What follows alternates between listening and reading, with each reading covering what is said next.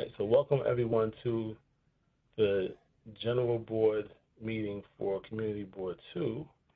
And so tonight, just bear with me, I'm trying to find my agenda, which I have. I just opened it up. And so for tonight's meeting, we are going to have the first item, which is the approval of the agenda. Are there any modifications to the agenda? Good, hearing none, we'll just approve the agenda. Next item on the agenda is the acceptance of the minutes. Has everyone had a chance to review the minutes from November 10th? Are there any edits? If they are, we'll just wait for Barbara to give us some edits, and then for everyone else, if you want to just send them in to the office, you can. But Barbara, you have some edits? Yes, thank you.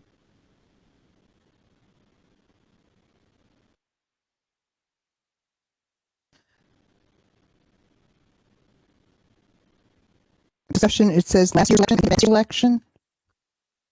Second bullet.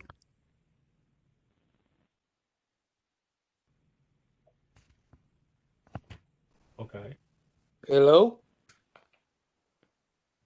Okay, you said under Senator Kavanagh's comments, second bullet. I didn't quite hear what the correction was. I think it should be this year's election results rather than last year's. Okay. Okay. Otherwise, they were great. Okay.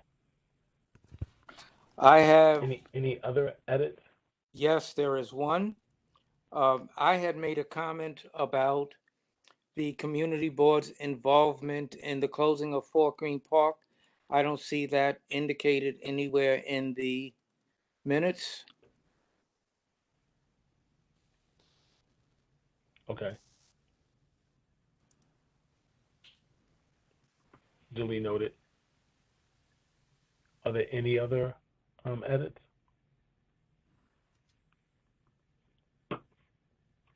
All right, hearing none.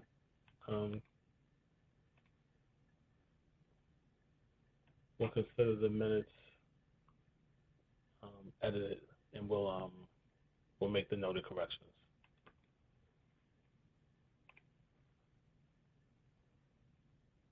And if once we move on, if anybody has any additional comments, by all means, please send them to the board office, and we'll note those additional corrections as well.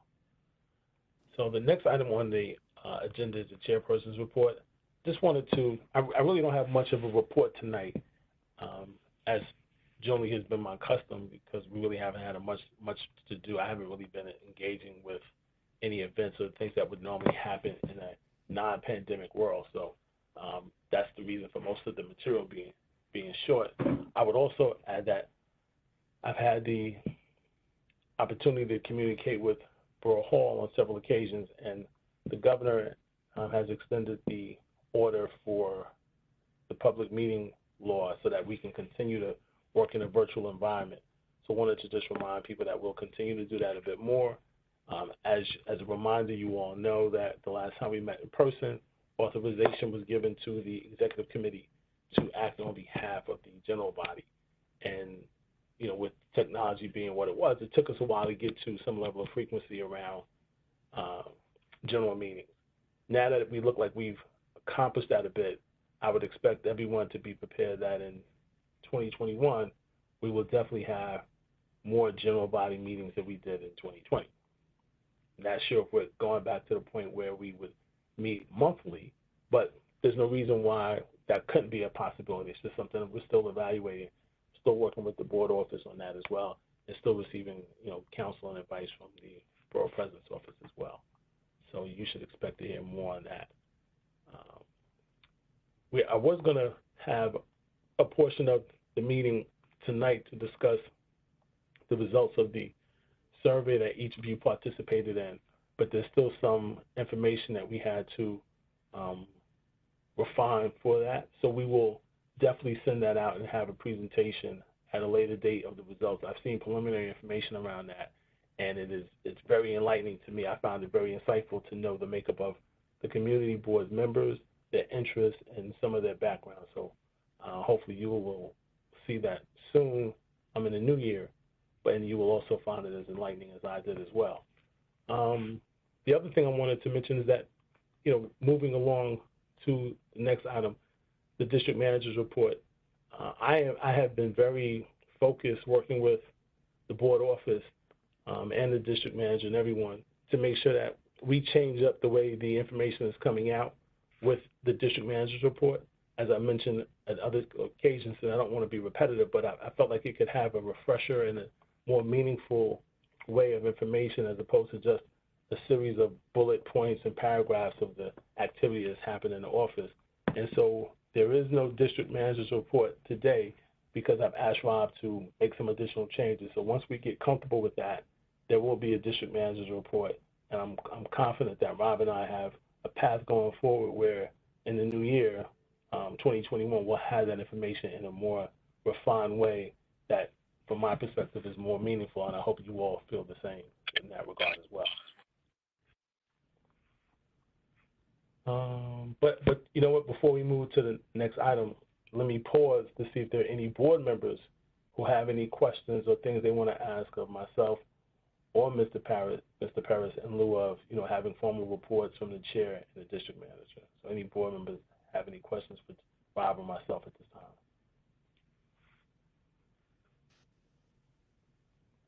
Okay, great. The next item on the agenda are committees for action. And at this time, I'd like to turn it over to Mr. John Quint, who is our parliamentarian, to discuss and address the first item for nomination. Thank you, Lenny.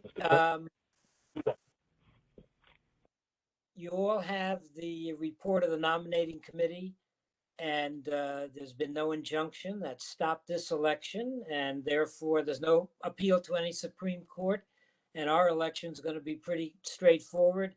And we have an electoral college of one, because the only person who has to vote according to our bylaws is our secretary, because we had only one nominee for each of the offices. And for those of you who've been here for all the decades or only for the first time, I will announce the nominee, which is in the report. And then, since there is no need to poll the board, I'm going to call on our esteemed secretary to cast the vote on behalf of the entire board, and that includes, when we get down to it, voting for herself, which is perfectly permissible because she's doing this in her ministerial position. So the only nominee for chairperson was our present chair, Lanu H. Singletary III. There being no other nominees, I call on the secretary to cast the board's vote. In accordance with the bylaws, I cast the vote of the entire board for the election of Lanu Singletary as chair. And I should have said, save your applause for the end. There's only one candidate for first vice chair, and that's Leonard T. Jordan Jr., and therefore I call on the secretary to cast the vote of the board. In accordance with the bylaws, I cast the vote of the entire board for the election of Leonard Jordan as vice chair. First vice chair. Sorry, Lynn. And there being only one candidate for second vice chair, Barbara Zahler-Gringer, I call on the secretary to cast the board's vote. In accordance with the bylaws, I cast the vote of the entire board for the election of Barbara Zahler-Gringer as second vice chair. And there being only one nominee for secretary, Jessica Thurston, I call on the secretary to cast the vote of the board. I met a moment. In accordance with the bylaws, I cast the vote of the entire board for the election of Jessica Thurston as secretary. And that completes the work of the nominating committee for this year. I thank you. Back to you, Lenny. Thank you, Mr. Quint.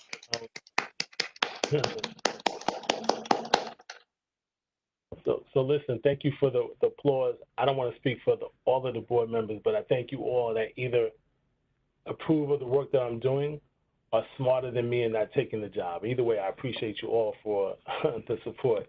And so we will continue to try to do the best we can. But I will say on behalf of my colleagues who make up the executive committee, thank you. And we will continue to try to do what we can to not only meet the standards of the past, but elevate Community Board 2 in a way that continues to keep us as the best community board in the 5 boroughs. So thank you. The next item on the agenda would be that of land use. We have 2 land use items. And so at this time, I'd like to turn over to Mr. Carlton Gordon, who is the chair of the Land Use Committee, to present the 2 items. Mr. Gordon? Okay, can everybody hear me?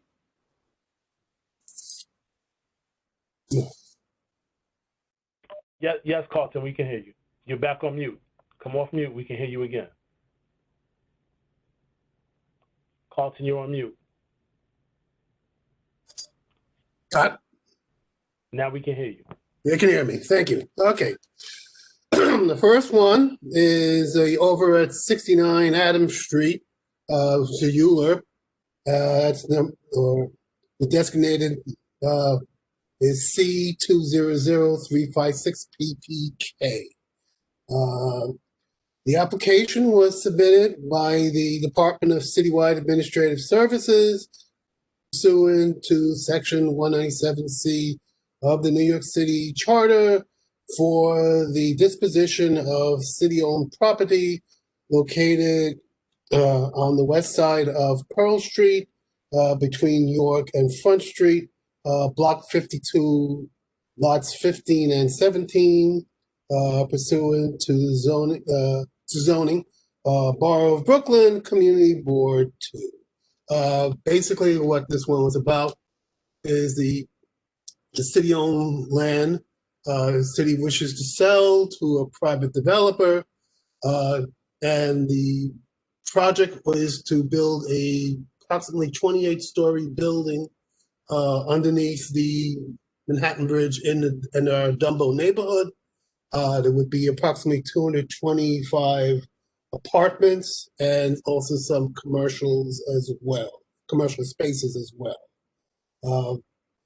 We did get some support from the local 32 BJ SCIU, and also there was support from the Downtown Brooklyn Partnership. Their position was that building this building would provide jobs for people in Brooklyn and in the community. However, there was a lot of opposition. There were 7 letters that were sent to the board office indicating opposition, and there was a number of people who testified, let's say, we will say virtually, who also stated their opposition. Basically, the problem that it was felt that, especially is that the Dumbo has been really heavily built.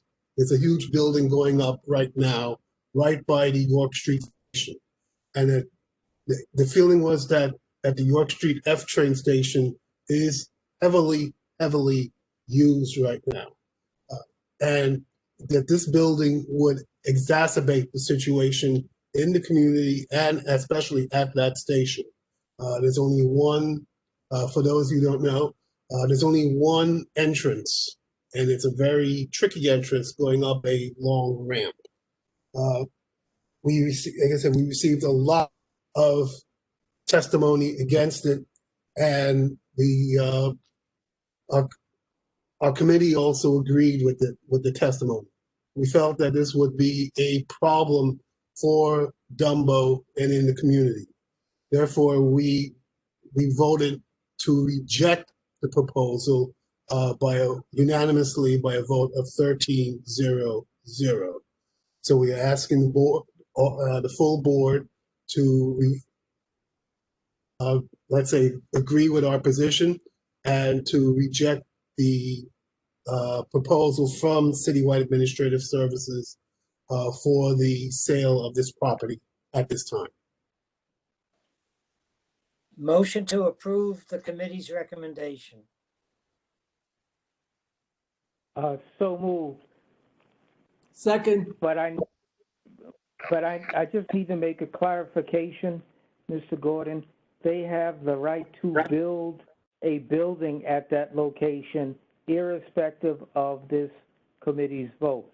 There is a right. Yes, there is a right to.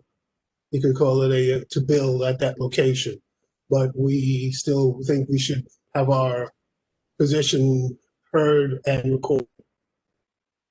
So walk We me are through that. only- Why do they still have the right to build? Help me understand We're that. Why only is that? voting on their request to increase the size of the build. They have a right to build. We are voting on their request to increase the size of the building by over a third. They can build whatever it is that they are permitted to build on that site. There will be, if they continue to go forward, there will be a building on the site. It will not be larger than what they are currently allowed to build. So is it as of right? It's an as They of are built as of right. This ULURP is to build larger than as of right. I got you. I just wanted to get clarity because it didn't really. I didn't get that from the minutes or the report without being at the meeting. So I just wanted to get clarity there because I didn't want us to just push this through without me picking at it to make sure I understood. So that fact that I'm clear that it's as of right, and then the only thing that's before us is to allow them to, go beyond the space. I get it.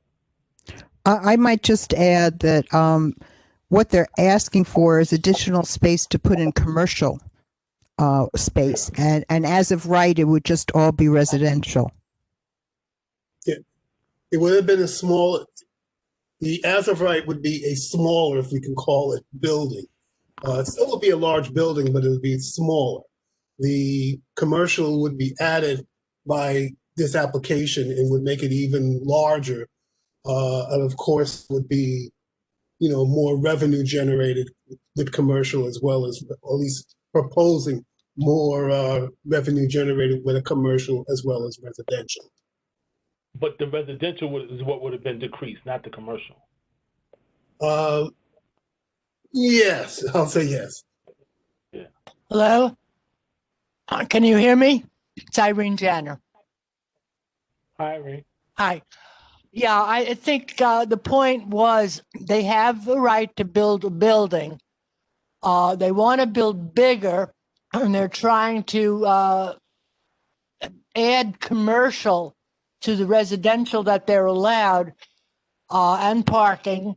And I think the committee and much of the testimony we got is that the neighborhood is so congested to take on this much. Plus, there's a lot of empty commercial spaces and still more being built already that it's hard to justify the need when they can't rent the spaces that are already available. This issue. Thank you, Irene. I appreciate that additional information. But Chair Singletary, this issue speaks to a larger issue that was the result of a negotiation for the original upzoning of downtown Brooklyn, which included as community benefits making all of the non-ADA station entrances ADA compliant. There is special attention to the York Street station because it was designed as a construction type station. Anyone who has ever visited that station understands it's not commuter friendly at all. It is not even accessible with a wheelchair at all. There are only 3 turnstiles that are servicing what was a desolate neighborhood when the station was built. It's now a bustling neighborhood. That is the only public underground transportation. It is totally inadequate. We don't have a plan to address that station at all. This has been on the drawing board since the upzoning over 10 years ago, and it hasn't been addressed at all. Yeah, but what I would say is, like many of the train stations that are adjacent to new development, those stations weren't designed with the density that is now existing in downtown Brooklyn in close proximity to those stations. We have raised this in different forms, either in large or independent, or in conversations that the respective chairs, and I put an S on that, plural, and district manager have had with DOT, MTA, and other bodies. But as you note, it's something that has not been resolved yet. So I think there's a plan, there's a clearly an expression of wanting to have a more adequate, appropriately designed platform for the train stations that support that. But with the same description that you gave for York Street, pick a station. It can be applicable to many stations where the development is happening. So your point well taken. We'll continue to bring this up to the respective agencies and continue to make sure that they hear our voices. This is Esther Blunt. Also, there in this proposal, there was no affordable housing. None.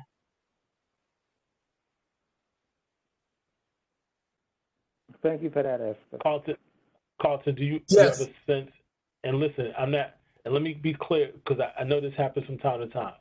I'm asking you. I'm not asking you to speculate. I'm not asking you to give an opinion. If you do know the answer as to why there was no affordable housing, I'm happy to hear it. If not, no is an acceptable answer. Yeah, I do not know why there was no affordable housing. Okay, perfect. Thank you. Yeah, but there is an Rob, answer. There is an answer. Rob, by any chance, do you know why there wasn't any affordable housing associated with this? Yes, by every chance. Because they are not seeking a rezoning here, so it does not trigger mandatory inclusionary housing.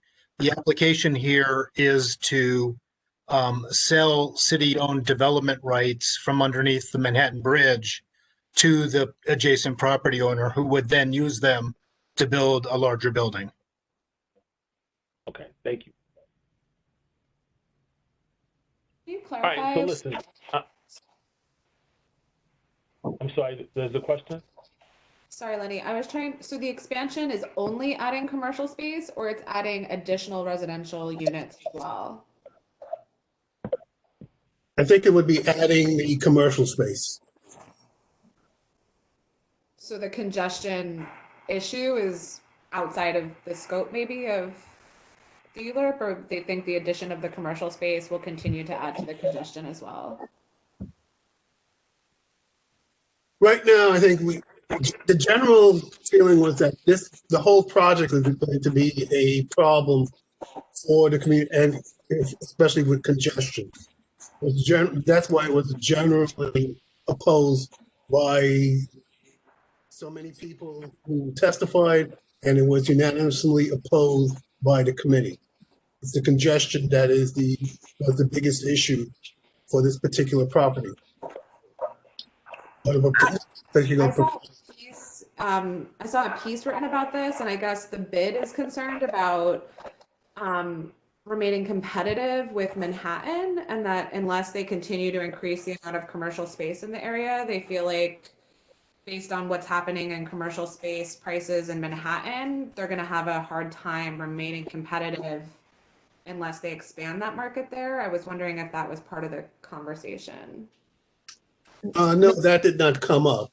Although there is a lot that's being built in Dumbo right now, residential and some commercial as well.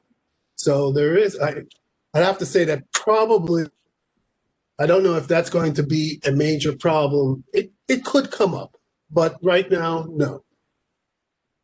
May I say something about that? Go ahead, Doreen.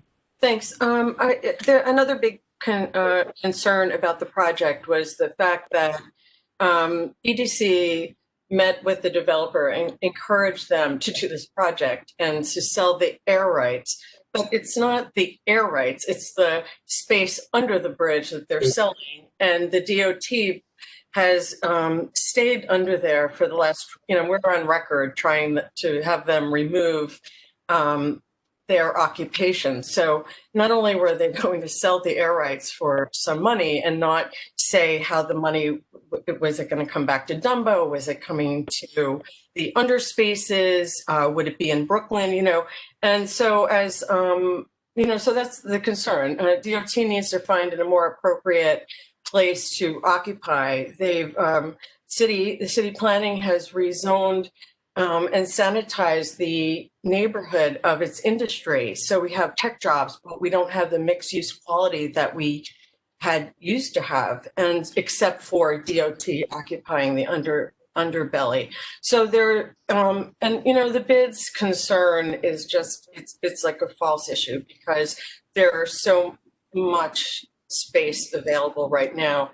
And unfortunately, there's not a day that goes by that we're not losing another business and there's a moving truck. So if that's a concern, I don't know. There's ample space for the commercial development for sure. And this rezoning is from the 2001 rezoning for a one block rezoning, 100 J Street.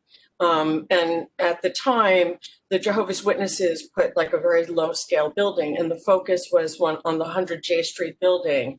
And that was the beginning of all the subsequent rezoning, including 85J, and then subsequently the 2009 of zoning. So, the overdevelopment of Dumbo,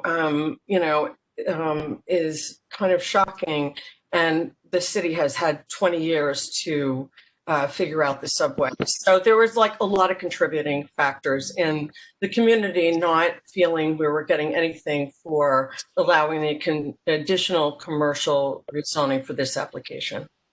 Mr. Chairman? Actually, hold on. Daughtry, I had a question. Hold on, Gordon. sir. Hold on. Daughtry, I thought you had a comment or a question you wanted to make. Am I correct? I was going to ask a question. Hold on. I'll come back to you. Just hold that thought. It's been covered. I think it's important for us to be super clear about what's being presented in the ULURP and the rezoning application. It's been covered at this point, but I just wanted to be clear that it was an EDC initiative to give all the development rights from the DOT lot under the bridge to this building. That would result in the addition of about 6 floors or just under 100,000 additional square feet, strictly of commercial space, at a building that, as Carlton pointed out, is already going to be built strictly as residential. Okay, thank you. Mr. Scala? You have to come off mute. Come off mute. Come off mute.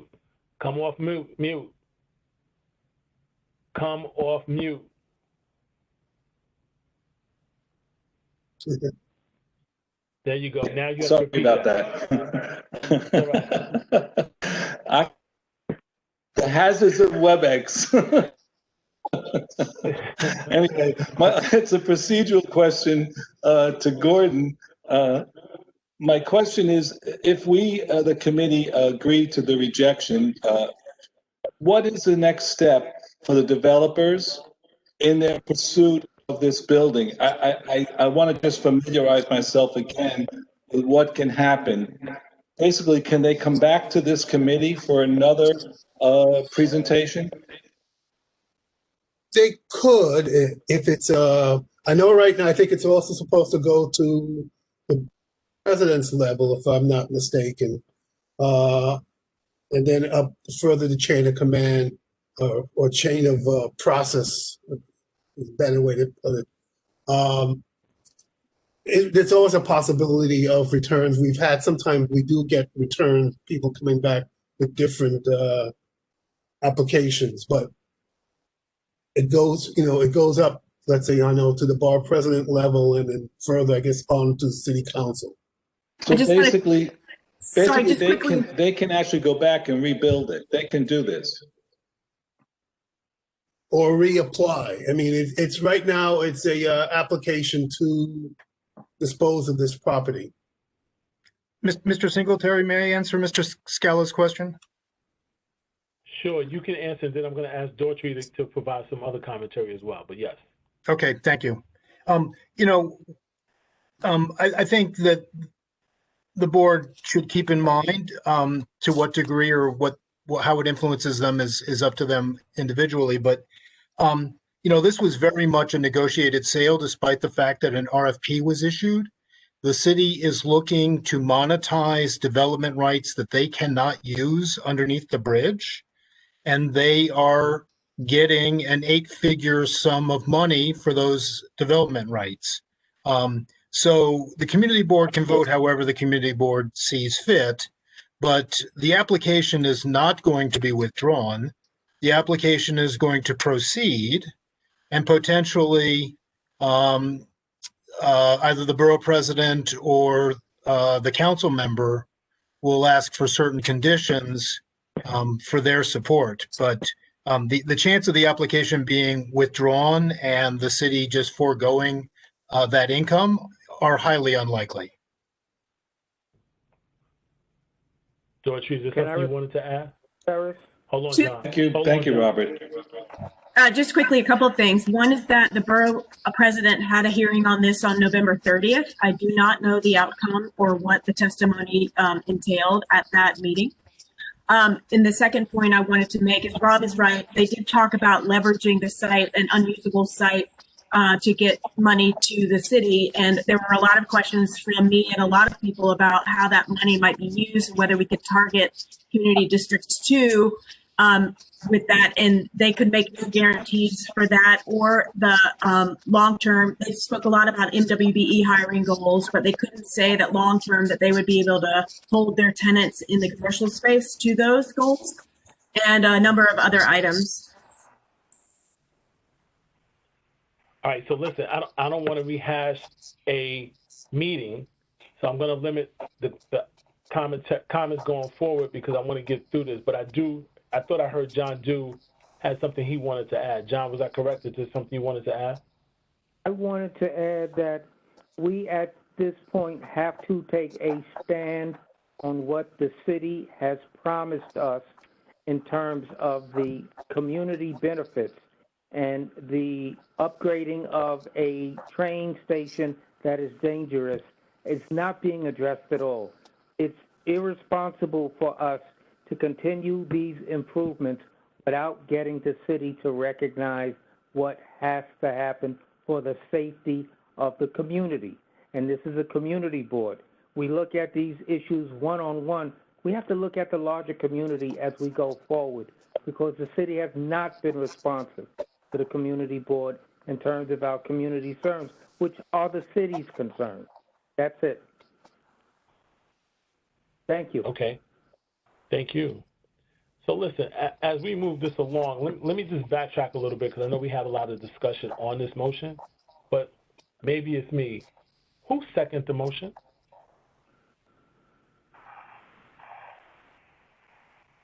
Okay, great. So since no one knows who seconded the motion, can I have a second to the motion that was made by Mr. I'll Dew? second it. Okay, thank you, Mr. I Gordon. seconded the motion. Mr. Singletary. Mr. Cohen, you were the original second to the motion. Yes. I gladly give. So Thank you. last call to now. Let's put Mr. Cohen in. So thank you for that clarity. I appreciate that. It just happened so quick that I didn't get the second name. So thank you. So having motion, a second, and having discussion, I'm going to take a vote. So all in favor, and I need you to keep your hand up so that we can. I thought we had to do a roll call on this. I don't think this is a roll call, Rob. Am I incorrect in that statement? Per the bylaws, all land use items are roll call. All I think in? can be Okay. It's a ULERP. Yeah, I could have sworn there were times when we didn't, but so I'll leave it. Jessica, you don't have the roll in front of you, right? No, Rob and I talked. He's going to call out names. Thank you, Rob. Okay, perfect. Thank you. And I will skip the people who have asked to be excused, but I will call people that I may not have noticed are present, at least the first time. Sorry, Rob, quickly, can you just reiterate exactly what's being voted on? Sure. So the committee recommendation was for the board to vote to recommend disapproval. And Mr. Dew made a motion to ratify the committee recommendation, and that has been seconded. So a yes vote is a vote against the application to sell the development rights. The no vote is go ahead and do it. And speaking of doing it, Ali, how do you vote? Yes. Mr. Andrews, are you present? Mr. Augustus, are you present? Ms. Blount? She's on mute. Yes, yes. Thank you. The list is alphabetical, so you can sort of in the list. Ms. Karstarfin? Yes. Mr. Cohen? Yes. Ms. Cullen Chung, are you present? Mr. Dew, how do you vote? How about a yes? How about a yes? Ms. Einhorn?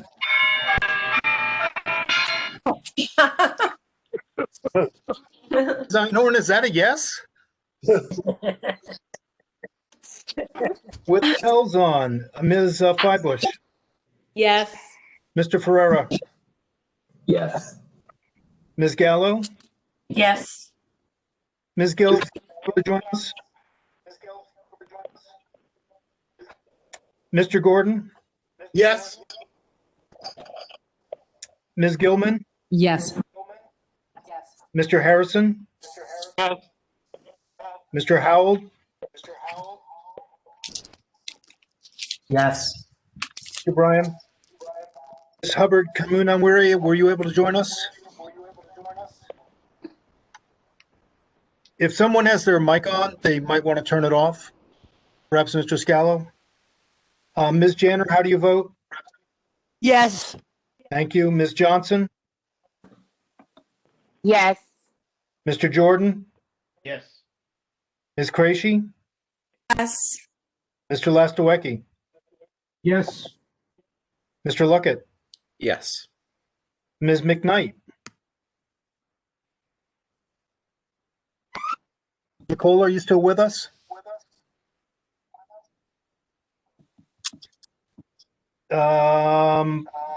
Ms. Medley?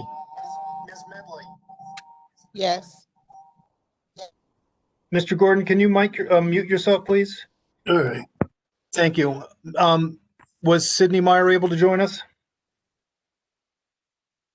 How about Ms. Morales? Ms. Mosso, how do you vote? Yes. Thank you. Ms. Policio, were you able to join us? Ms. Phillips Almeida, how do you vote? Yes. Mr. Quint? Yes. Ms. Quint? Yes. Ms. Richardson, were you able to join us? Mr. Scallo, how do you vote?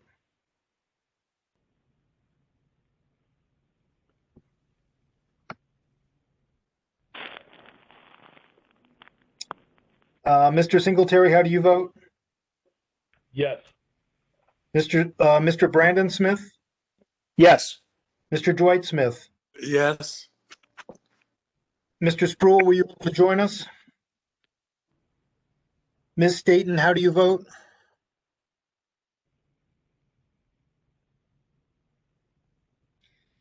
Ms. Thompson Manning, how do you vote? Yes. Ms. Thurston? Yes. Mr. Washington? Yes. Ms. Yearwood Young? Yes. Ms. Zoller Gringer? Yes. Mr. Singletary, the vote was unanimously in favor. And Mr. Scala just voted via the chat panel. He votes as the rest of the board did. Okay. Thank you. All right, Carlton. Okay. We have another one, not as controversial. This was from the Department of City Planning. It is the zoning for coastal flood resiliency. That's N2100950ZRY. I'll read off some of what's been submitted by the Department of City Planning because it really covers it very nicely. It's a zoning, as I said, for coastal flood resiliency. They seek to enable and help promote resilient buffering throughout the city's current and future floodplains. And I'll just also pause here, especially for our community board, which affects heavily in Dumbo, which was flooded in the last hurricane, and also parts of the Brooklyn Navy Yard. The set of zoning recommendations will all homeowners, business owners, and practitioners living or working in the city's floodplain. The option to design or otherwise retrofit buildings to A, reduce damage from future flood events, B, resilient in the long term, and C, potentially save long-term flood insurance costs. These recommendations build upon the New York City Department of City Planning work with communities throughout the floodplain since Hurricane Sandy in 2012, which identified zoning and land use strategies to help reduce flood risk and support the city's vitality and permanence and improve upon existing zoning rules that were adopted on a temporary emergency basis following Sandy, which is set to expire in the next couple of years. Basically, what it comes down to is we want to try to adopt rules, and these are optional rules.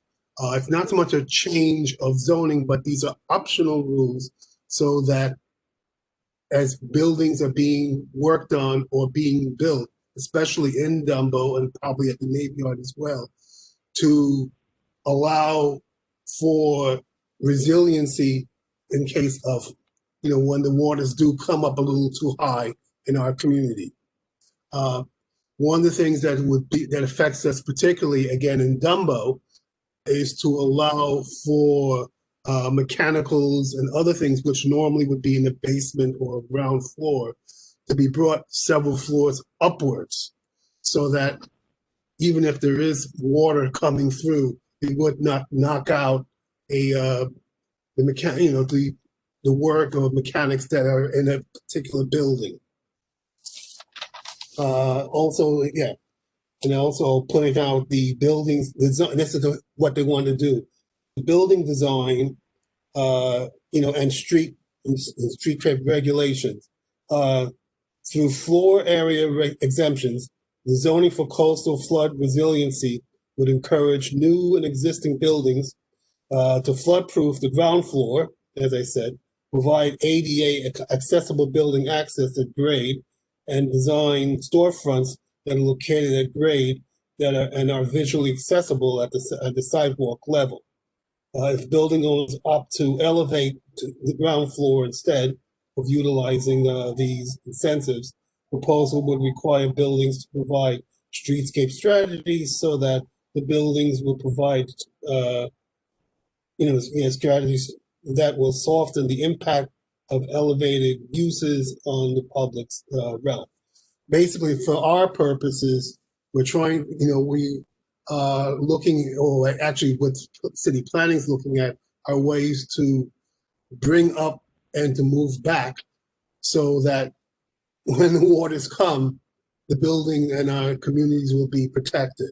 After discussion with the Department of City Planning representatives, we voted in favor 10-0 with 2 abstentions, and we asked for the board to support these efforts. Again, it's not mandatory efforts, but these efforts by the Department of City Planning to protect our coastal community in our ward.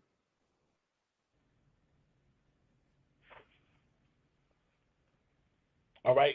Can I have a motion to accept the committee's recommendation?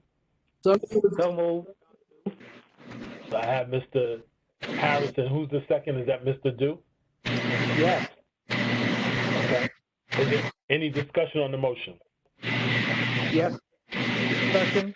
I was one of those I'm sorry. who voted I'm sorry. I need everybody to go on mute so I can hear the question. Hold on. Or John, are you the person? Not me. There's no noise in the background here. Can you You hear are me? mute. You are mute, Lenny.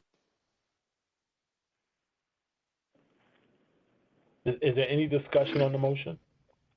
I did say that I was one of those to abstain.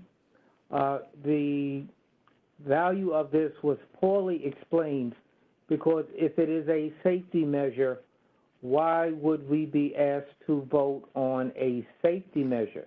If this is being done to guard against future flooding, how can a community decide to not take the appropriate safety measures? I didn't get the whole purpose of this presentation. They enact all kinds of laws for safety purposes. Why not this one? It's a good law. It just doesn't make any sense that we should have to approve something that they think is done for safety purposes. Mr. Dew, the zoning for coastal flood resiliency is a change to the zoning resolution, and zoning text amendments always go before the affected community boards. Mr. Chairman? Yes, Mr. Scholar. I only have a comment about the fact that two words that glared out at me was optional and encouraging. So basically, these are just guidelines. There's no real teeth to this. Am I correct? Yeah, I can answer part of that and say that it's not a requirement. And they made that very plain. This is not a zoning requirement. It'll be a optional if you're going to build. And again, I would say for any future building or any future, let's say, renovations, especially again in Dumbo, to try to get mechanicals and other build parts and other, let's say, any other structure to be protected from any future possible flooding in the future. So this is what it really was. It's an optional way. You could leave it as you have. If you have a building there, you could leave it as you have, but you take the chance that, let's say, something will come up in the future. Now, many of the buildings that they really focus on citywide are really smaller residences, let's say Staten Island, Queens, further down in Brooklyn, even parts of the coastal areas of the Bronx. That's really what it's a citywide project. And that's what zoning for really coastal flood resiliency is really focused on. But we also have, I think, a unique situation here on our board. It's in downtown Brooklyn, in Dumbo, at the Brooklyn Navy Yard. We want to try to protect these areas. And these are areas, I think that this is a good program to try to assist in protecting these properties. So as a follow-up, I just want to ask, so in the future, the developer was going to do some development, and they came to us as a community board. These are questions that we can present to them and ask them, are they following these guidelines in lieu of our vote? Am I correct? We could ask. I mean, again, it's not going to be the requirement, but we can ask and say, for the next structure, I don't know how much land is left around Dumbo, but let's say if there is somebody who wants to build right up by Wallabout Bay and on the East River, if there's going to be a structure, and they have to come to us for any change in zoning, we can say, well, have you considered putting your mechanicals a few floors up? Have you considered raising your structure a little bit more to protect it? These are things we can ask, and I'm sure they'll be aware of it, because this is going to be coming from the Department of City Planning. So anybody who's going to put up a structure is going to be aware of it as well. I have a question. Has the presenter, what DOT, or excuse me, part of I'm sorry, planning, who's speaking? This is Samantha Johnson. Hi, question. Sam.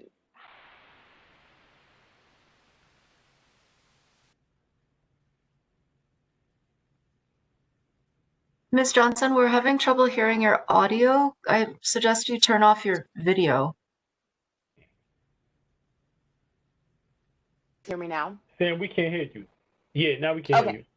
Okay. What happened? One question in regards to, was there any mention of incentives given to individuals who would be given opportunities to build on this property if they were to add this to their project? It's not really an incentive. It's more, it's an alternative. Again, it's not, they're not, Department of City Planning is not changing the requirements for these areas, but they are strongly suggesting, I'll put it that way, they're strongly suggesting that if you're going to do this, if you're going to build in these areas, and this is for the whole citywide coastal, they're strongly suggesting that you take these efforts to try to protect property that you're going to be working on in the future.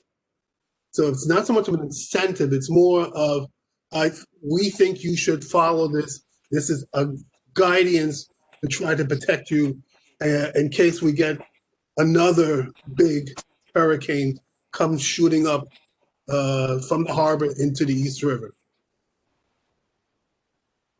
Carl, but am I correct in, if I remember this correctly, if you don't do this and you're in these zoned areas, you're not eligible for the FEMA and National Flood Insurance Program? I'm not aware of that. I can't answer that. Yeah, I'm not aware of that. I'm not aware of that either. I don't know that to be factual. In this case, I don't know. It's not that you're ineligible, but your premiums will be much larger. And in a way, that is the incentive to following these more liberal standards in the flood zones.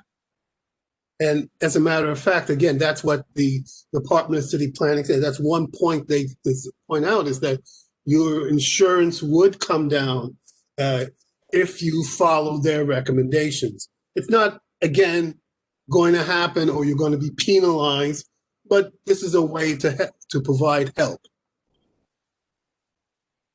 Can I just provide an example of the hotel that was built in Brooklyn Bridge Park, where the mechanicals were initially at basement or lower level, and at some point the hotel was told or decided to move the mechanicals to the roof, and it affected the view plane for the promenade for certain folk, but that's an example of the mechanicals being moved from the lower level to the roof out of the way of the water.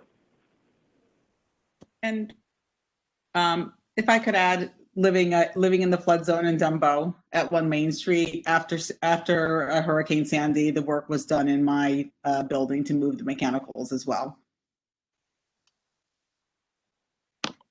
Any other discussion on the motion? Yes, Mr. Chair.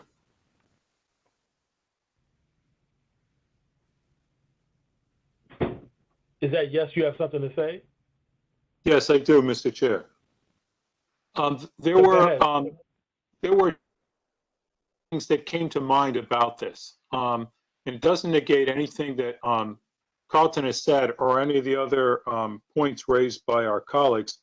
I do recall in one of Nan's presentations, her pointing out that the city was recommending that people, boilers and other service equipment in their basement, because of the issue of flooding after Sandy, consider raising that to at least ground level and then filling in their basement with cement.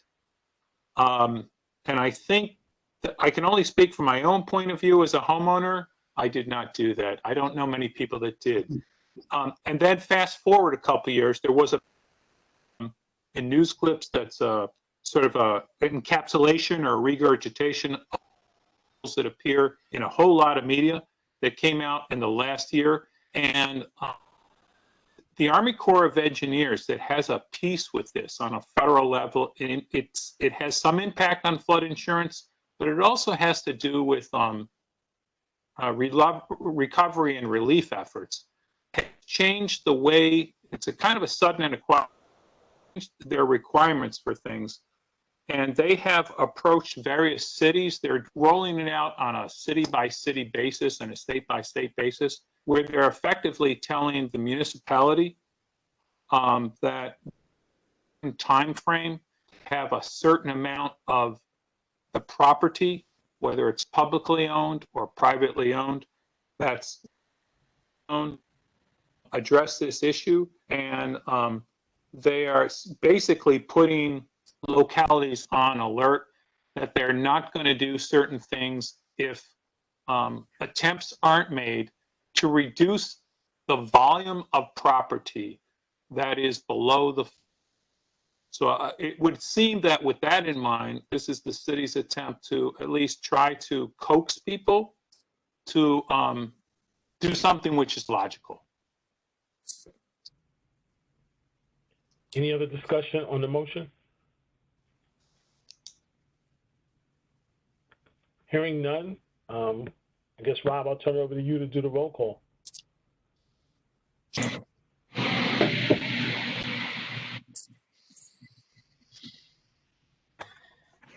Ms. Ali, how do you vote? Yes. Yes. Ms. Blount? Yes. Yes. Thank you. Ms. Karstafen? Yes. Mr. Cohen? Yes. Mr. Dew? Abstain. Ms. Einhorn?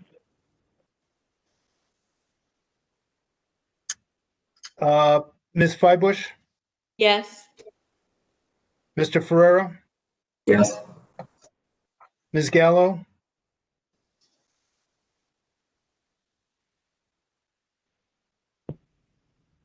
Doreen, I can see you.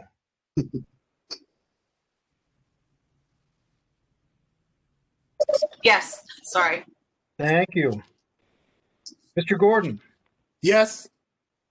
Ms. Gilman? Mr. Harrison? Yes. Mr. Howell? Yes. Thank you. Ms. Janner? Yes. Ms. Johnson? Yes. Mr. Jordan? Yes. Ms. Creasy?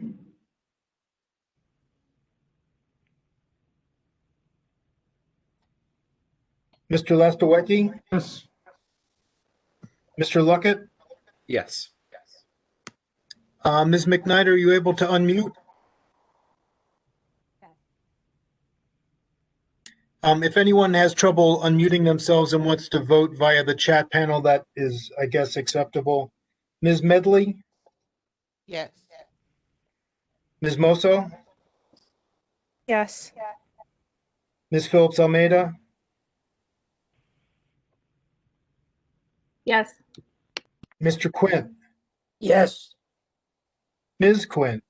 Yes. Mr. Scala?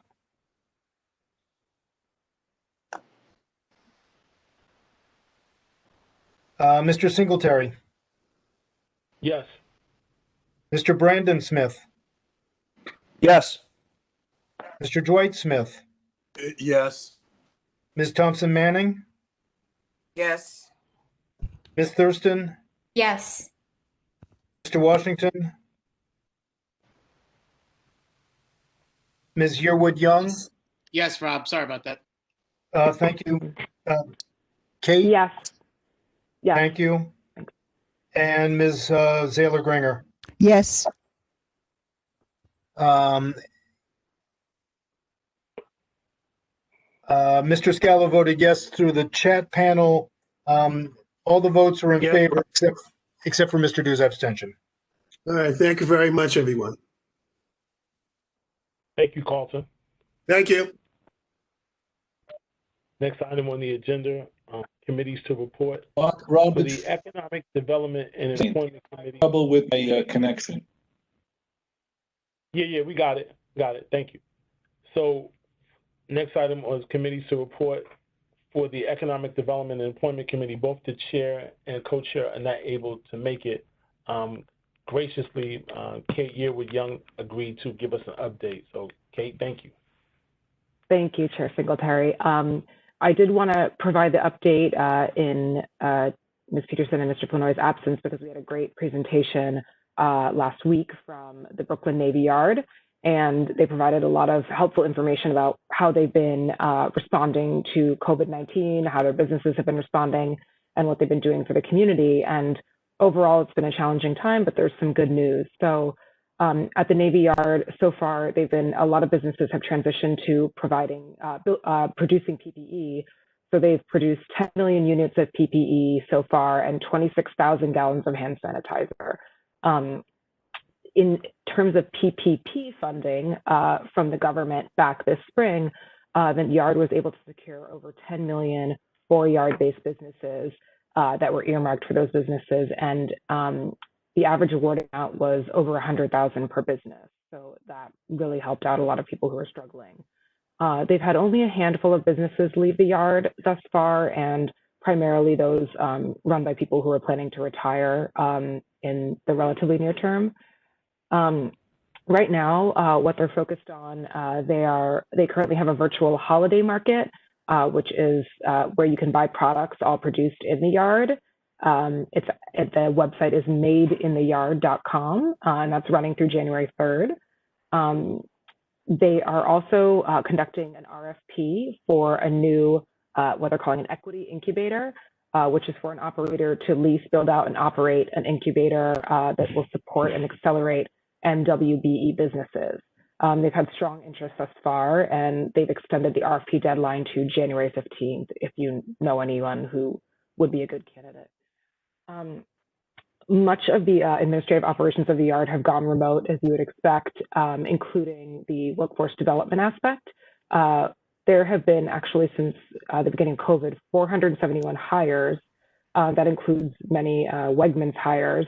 And over 85% were Brooklyn residents, 30% were NYCHA residents, 23% were long-term unemployed, and 18% have been previously involved in the justice system.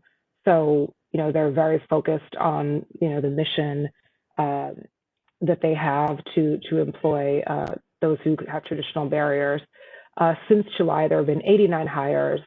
Those have come at an average wage of almost $17 an hour. And actually 60% were from the hyper-local catchment area around the Yard. So we were really pleased with all of these statistics. And finally, they're doing some remote workforce development training programs, including one focused on actually upskilling and advancing people who work at the Yard already to move into more managerial roles and allow for others to be hired into the more entry-level roles. And then they're also running an internship to long-term employment program with about 40 recent CUNY graduates who will have the opportunity to start working for Yard-based businesses and on an internship basis and potentially be employed long-term. So I don't know if there are any questions, but otherwise that was pretty much it for the last meeting, and happy holidays to everyone. Thank you, Kate. Sincerely appreciate you stepping in for both the chair and the co-chair. Thank you. Of course. Next committee to report is Finance and Personnel. I'll turn it over to Mr. Leonard T. Jordan, Jr. Thank you, Mr. Singletary. Good evening, everyone. The committee met on November 30th, and one of the things that we had on our agenda was on our budget. We haven't really spent a whole lot of money because of the COVID-19 environment. Staff is pretty much working at home except for Mr. Peris, and our executive committee is meeting online. So the money that we used to spend for meals or for, let's say, sandwiches, we have not spent. So we spent a little over about $1,000 so far out of our budget. We had reviewed a few items, and we decided that we would get a monthly reconciliation from staff that will be sent out to all the committee members. So this is not only that we can get a grasp as to what our expenses are going forward, but also in preparation for the 2022 budget, which at our next meeting, which will be February 25th, we'll get a chance to discuss and perhaps have a draft ready to submit to the board. One of the other things that we talked about, well, actually in September, in our September meeting, we had voted to have staff purchase a Zoom account. And what happened was we had a few glitches, but however, I believe that we're cooking with gas now, as they say. And either by the end of this month or the beginning of next month, we should have a Zoom account. Now, how this is going to be used will be determined afterwards. Certainly, you know, right now, I think I just want to get into the discussion about whether we're going to be using that for meetings here at all. Right now, we're using Webex, and that's what Mr. Singletary has mandated us to do for the time being, because that was the city's protocol. After that, I guess it was a pretty short meeting, and next meeting is on February 25th, and I entertain any questions if anybody has them. Yes, Mr. Jordan. Prior to your joining the meeting today, I had a conversation over this application, Mr. Paris, about the Webex platform. It is an extremely difficult platform for not just the community board, but folks that are choosing to join the community board who are not community board members have to go through a whole rigmarole in order to register. You can't register from a phone. You can't register from a tablet. You have to call the board office. The board office has limited hours. It has all kinds of restrictions. It does not have the bells and whistles that the Zoom platform has. The city. I think you muted yourself, Mr. Duke.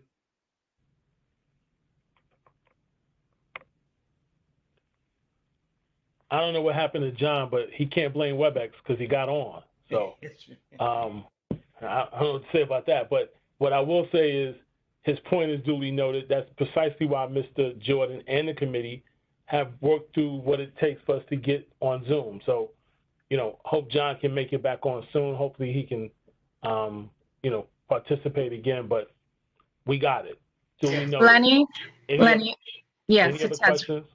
Yes, it's Hezra. I just want to, Yes. Hi. I just want to reiterate what I've heard before. I've had a lot of problems with WebEx, and it would be very helpful if we could switch to Zoom. John is off because it's a glitch on WebEx. He did get on. Yeah, but once again, I agree. There's no one on the community board is pushing back about the use of Zoom. Let me just repeat this one more time. The Zoom was the default package recommended to us through Do It. Many, as Mr. Paris have shared with the Finance and Personnel Committee, there are many community boards that have chosen to move away from Do It's recommendation and proceed with Zoom. The problem with Zoom is that the default license that's free limits you to about an hour, and it limits you to no more than 80 participants. And so while I think many people wouldn't mind having a community board meeting that only lasts an hour, obviously we can see what the limitation is with that. So we need to purchase an additional user package or additional license that allows for not being limited and to have a capacity beyond 80, which is what Mr. Jordan was referring to when he said that there's been approval to kind of move forward with that. So hopefully in the very near future, we won't get away from WebEx, and Zoom will be the platform for us to have our meetings. So there's no pushback there. I think we agree with everything that John and Hezra are suggesting, and I think others have suggested at different points in time. I just ask for the patience of the board so that we can move forward and get that resolved, okay? Thank you. Thank you. Any other non-Zoom questions for Mr. Jordan? All right, great. Thank you, Lenny. Okay, thank you. Thank you, next item to be presented is Health, Environment, and Social Services. Mr. Brandon Smith.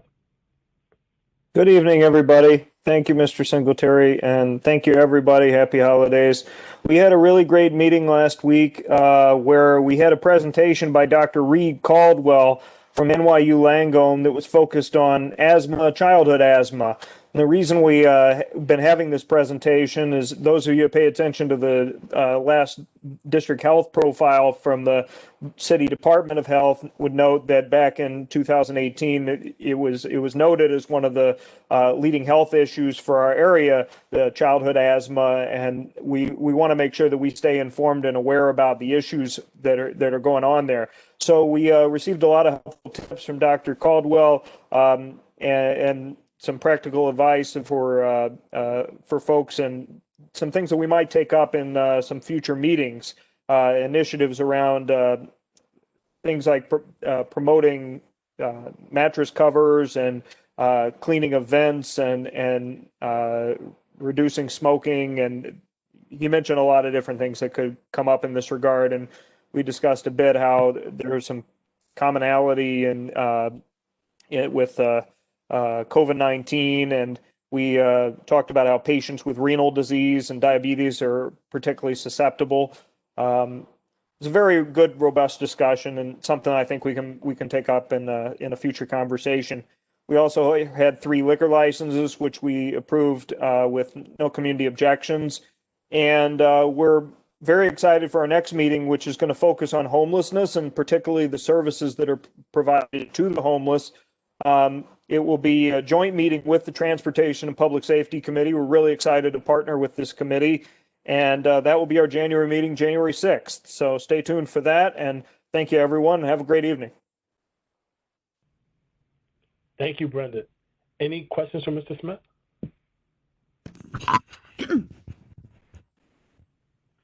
Hearing none. Next committee to report, Parks and Recreation, Barbara Zala-Gringer. Thank you, Mr. Chair. Good evening, everyone. First of all, thank you for the vote tonight. I appreciate that. I want to wish everyone a happy holiday. And I have actually 2 meetings to tell you about. One happened on November 16th. We were fortunate to have the Capital Budget Director, Candace Julian, for the Borough President's Office, talking about capital funding and how the parks and how it affects parks. There's a certain amount of money that the Borough President does allocate to parks, and a lot of what's determined goes through the Parks Department. So Ms. Julian suggested that we continue to work with the Parks Department on issues and projects that we are particularly concerned about. People had the opportunity to ask a variety of questions. There were concerns about whether smaller projects have better chances of getting approved or larger ones, and Ms. Julian indicated that it depends on the specific project. And it was mentioned that this is Mr. Adams last year as Borough President, so that he probably would be more interested in seeing that projects are finished rather than something new might be started. And we discussed the fact that it is it's usually a very long process for getting capital projects finished, completed, developed, completed for the parks, and there's really nothing that the Borough President's Office can do to alleviate that. Then we had a meeting, a joint meeting Monday evening with the Taeka committee, and we had a presentation from Victoria Vasquez on behalf of Take Down Columbus, New York City. This, as you may know about this group, they're very much interested in taking down the statue of Columbus that is located in Columbus Park in front of the municipal building and the Supreme Courthouse. They just let you, we are not voting on this tonight. It's my understanding that this will be voted on at the executive committee meeting at the end of the month. There was a vote taken to support. The majority of people present were in support of taking down the statue. The presentation talked quite a bit about the shortcomings of Mr. Columbus, and included his shortcomings that he talked about in his own journal. which were translated into English back in the early 1800s. So those activities have been well known for a long period of time.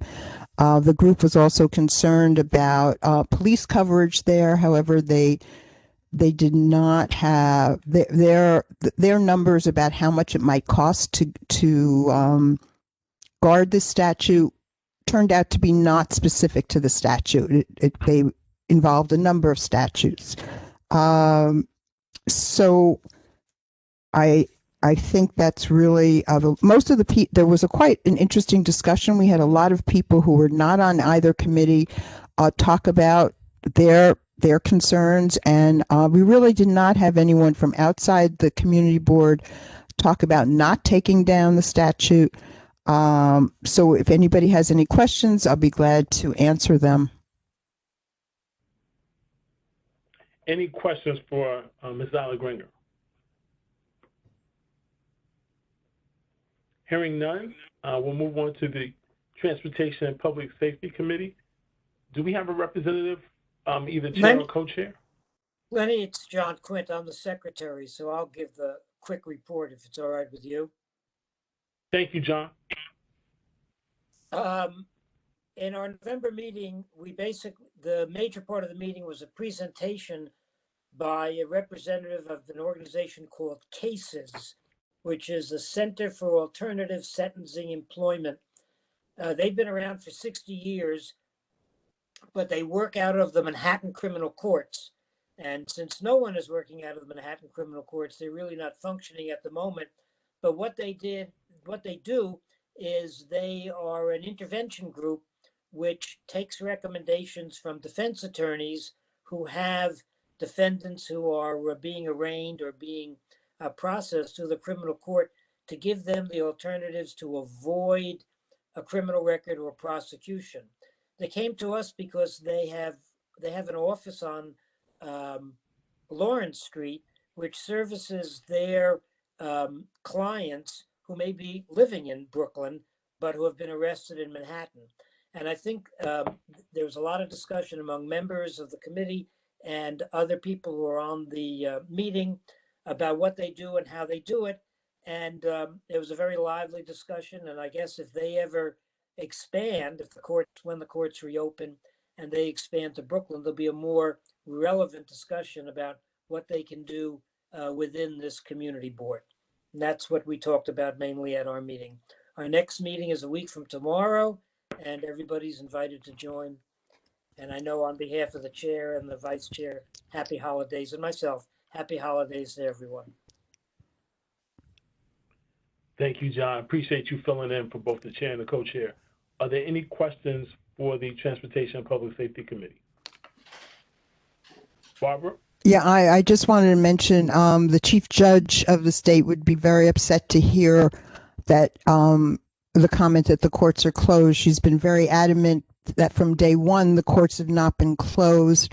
We may have, contracted operations, but they've never been closed. So well, I retract that. I apologize as a member of the bar. Yes, that's true, Barbara, but the organization I was talking about has stopped putting representatives in the courtrooms because there are what arraignments there are mainly virtual. So they've been unable to do what they did, which is really be physically present and grab hold of a defendant who's about to be arraigned or is having an appearance who might be a candidate for their intervention services because they're just not there. I didn't mean to say the courts weren't functioning. It's more this organization isn't functioning because of the setup that the courts have. Thank you. That was a great lawyerly response. I don't want you to get in trouble. Fantastic job. Fantastic job. Any other questions or comments? Okay, great. Moving on. Next we have Youth, Education, and Cultural Affairs. Ms. Freibush. Thank you, and congratulations to everyone on winning this year's election. Good job. As Barbara said, our committee met in conjunction with the Parks Committee to hear about the statue.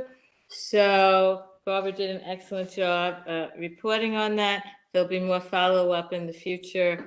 It's a very important issue as the whole community looks at the history now that more of us are learning about. So this is a continued issue that we'll be exploring and bringing to votes.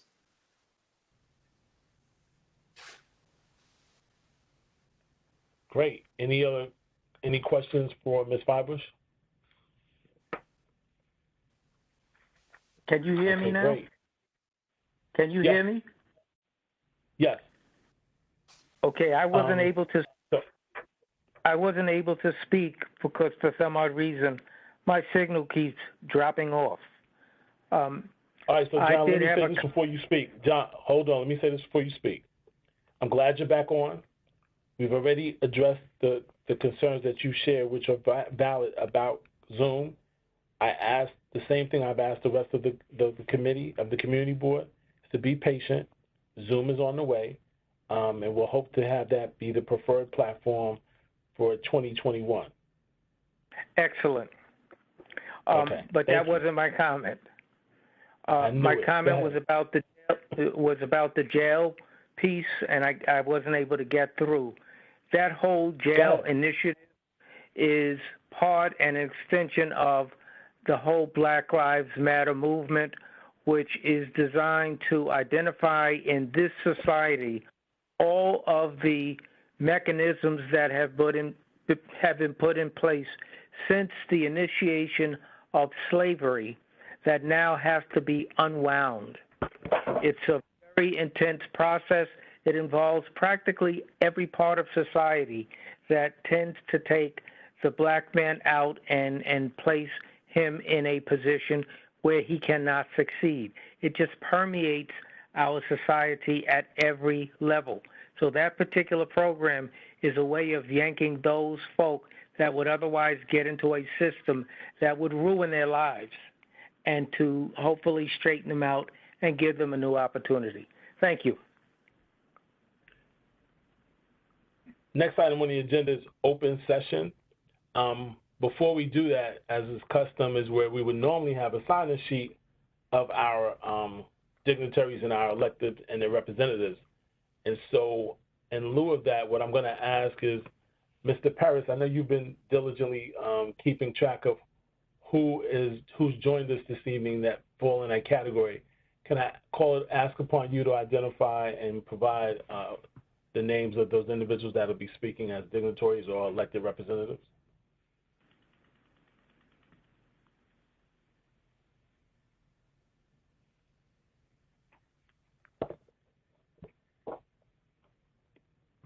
Rob, are you having Webex problems? Please don't tell me you're having Webex problems.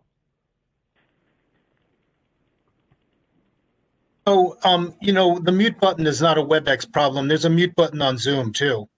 Edward Cerna from the Mayor's Community Assistance Unit was with us earlier. Edward, are you still with us? There he is. Did we have a good time at noon today, Edward? Was that just lovely? It sure was. The one day I decided to not, leave my house with a hat, it decides to blizzard, but it was really nice. Hello, everyone. Edward Cerna from the Mayor's Office of Community Affairs. What Robert is referencing is the mayor was down by what is now going to be Emily Roebling Plaza to do the breaking ground. And, it was a great event. A lot of folks turned out despite the weather. And, hopefully in a short while, there's no delays. There'll be a new extension to the Brooklyn Bridge Park. I'll be brief. The city's facing an additional challenge besides COVID, the economy and what have you, and that's blood supply. COVID has impacted normal blood drives that would take place on college campuses or in large-scale areas. And so we have a few days of supply left, and we definitely are calling on New Yorkers to step up.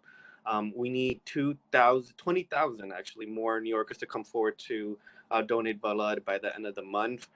There are some incentive prices that are part of the Give Blood campaign, so your donation could really go towards saving someone's life.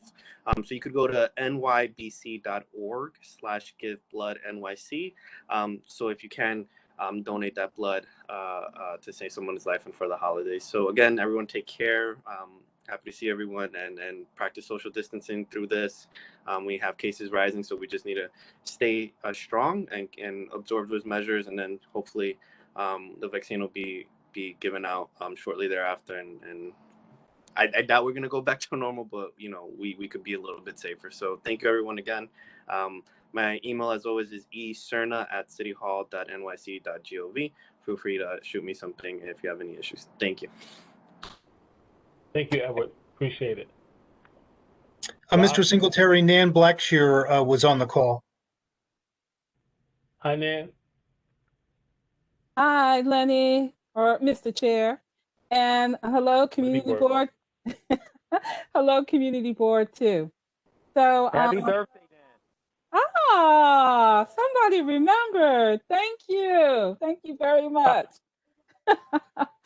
Well, it's kind of easy to remember considering I was born not in the year, but on the day of Pearl Harbor. So Pearl Harbor Day is my birthday. So thank you for remembering. Just a couple of things. First, I believe there was talk during the land use community board action report about the Borough Hall having its hearing on November 30th. And somebody said they weren't able to see it. Just to let you know, it is up for anybody to view. It is on YouTube, on our One Brooklyn channel, as is most of our events and hearings. So please feel free to go to YouTube to view it. And I believe it's about 4 hours. So if you got time, that's, you can spend 4 hours looking at the hearing. So, and then another thing was discussed, I think on Barbara's report, she talked about how my colleague Candace did a great presentation on the capital budget. In case there were some more questions that might have come up after that committee meeting and that presentation, I just wanted to let everyone know that Candace is doing a workshop for nonprofits and for schools on the capital budget process. And what I'd like to do is, as soon as I can do it, there's a flyer about these events. They're taking place on, why is that not working? Copy and paste. Oh, there we go. Well, that's the school one. The school capital event will be taking place on December 15th from 4 to 6 p.m. And then the nonprofit capital workshop information session will be taking place on December 15th from 2 to 4 p.m. Both are on the our website. I've also posted links to those flyers. Please, these are Zoom workshops, so please use the links to go and register so that you can get the proper link to go to these hearings and learn the capital budget process. Just wanted to just basically say at this point, there's a lot that our office is doing. Please feel free to go to our website at www.brooklyn-usa.org. Our message of the month has just been recently posted this week. So if you want to learn about all of the things that our president is doing, you can find it there. And if anybody needs to reach me, I will put my information in the chat. And I just want to wish everybody a wonderful holiday season. And I'm not sure, but I look forward to seeing you in 2021. Thank you. Thank you, Nan. Appreciate the update. Mr. Singletary, I overlooked Taeka Haraguchi from Comptroller Stringer's office. Hi, Taeka. Hi, can everyone hear me? Yes. I hear you clear. Great.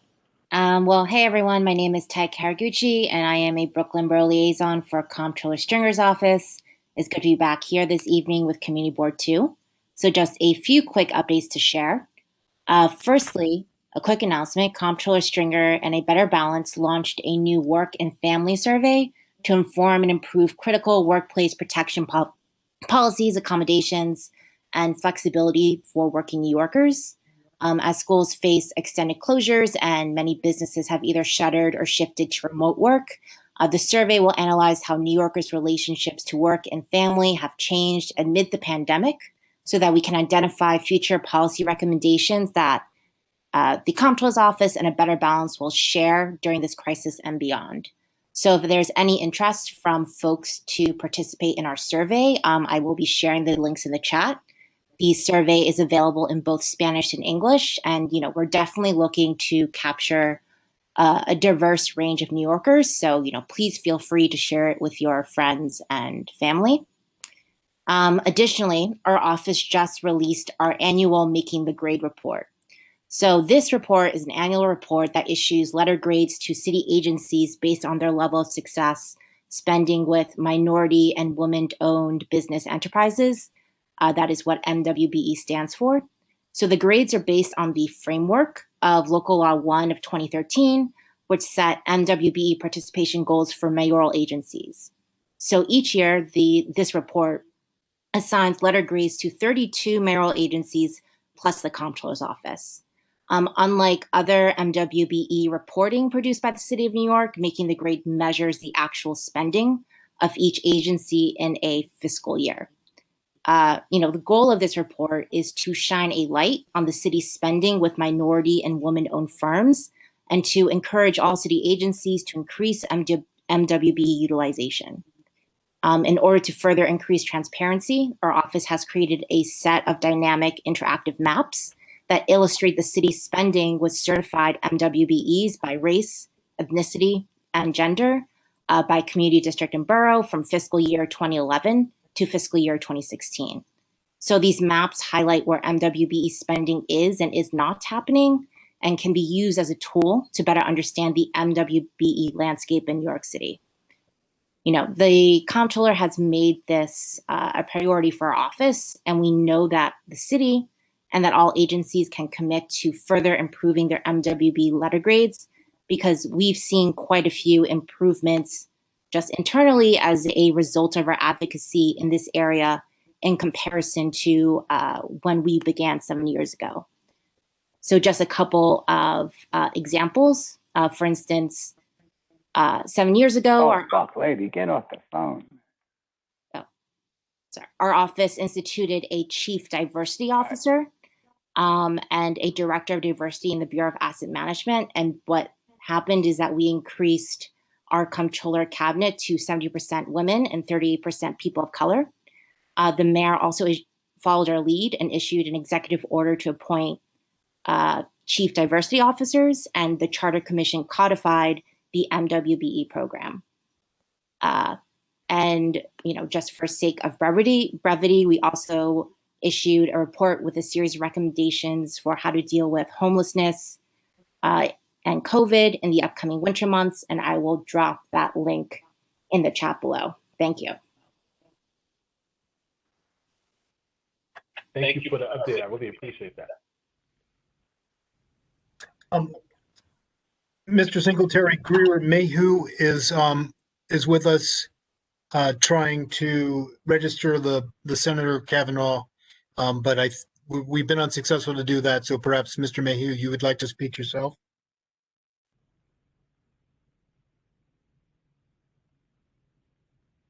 Hello, everyone. Hold on 2 seconds. Sorry.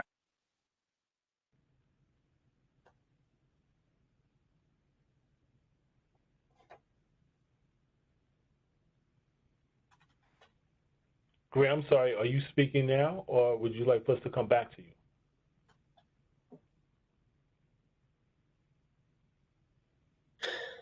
So why don't we come back to Greer, and who's next, Rob? Next up is the ever dapper John Watkins representing District Attorney Gonzalez. Good evening, everyone. Can you all hear me?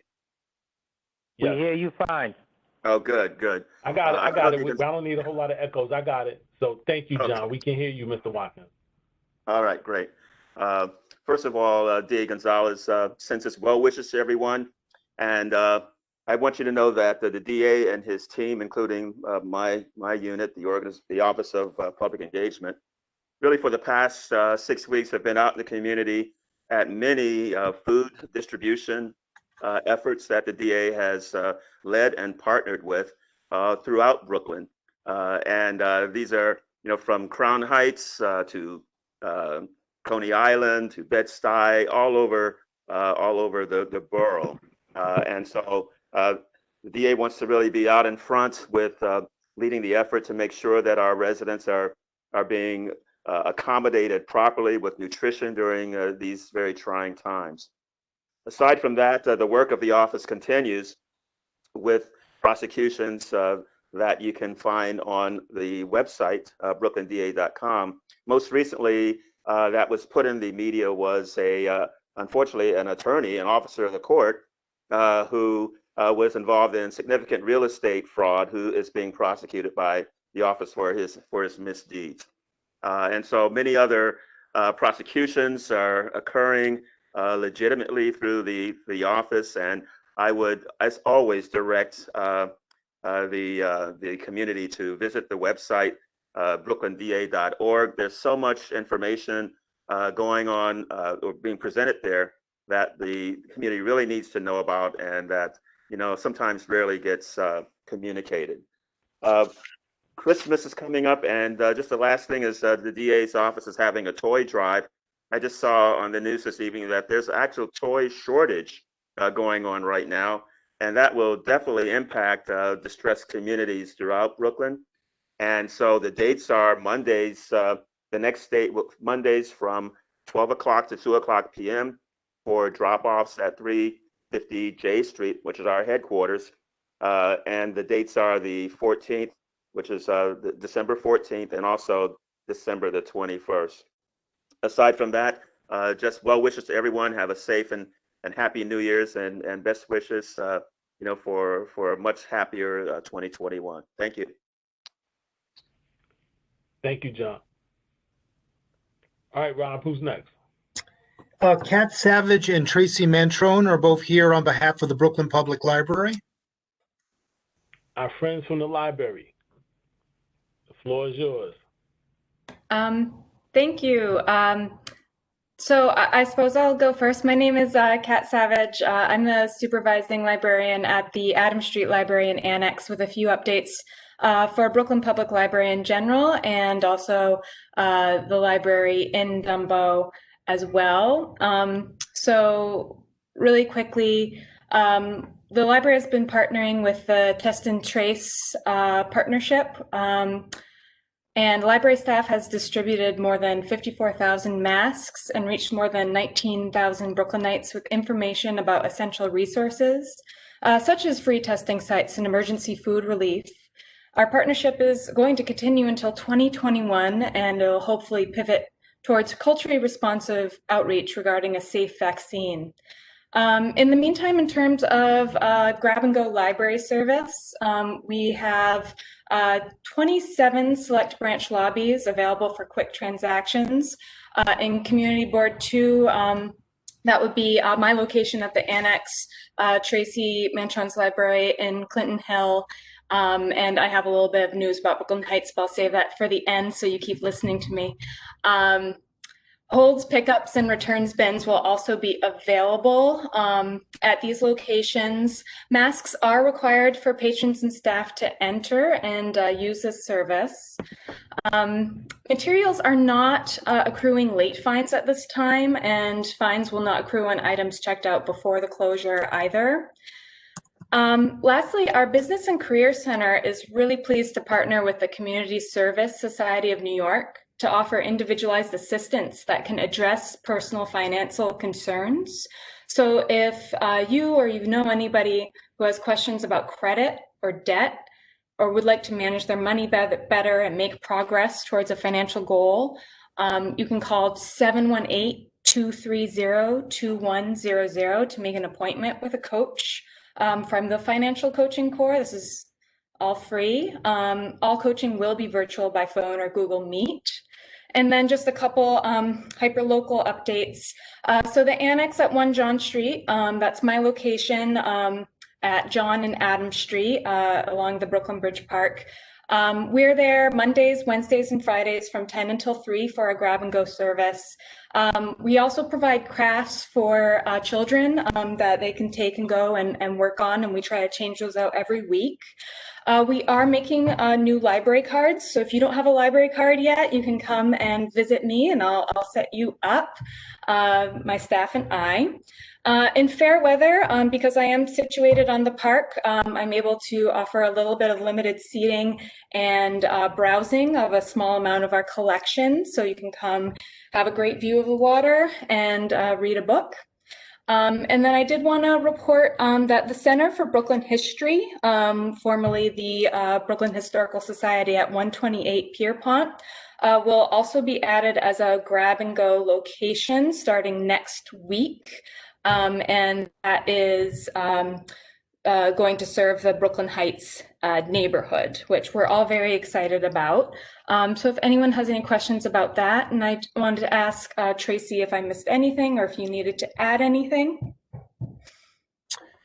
Tracey reports via the chat panel that she's unable to mute, but she did include some links about programs at the Clinton Hill branch.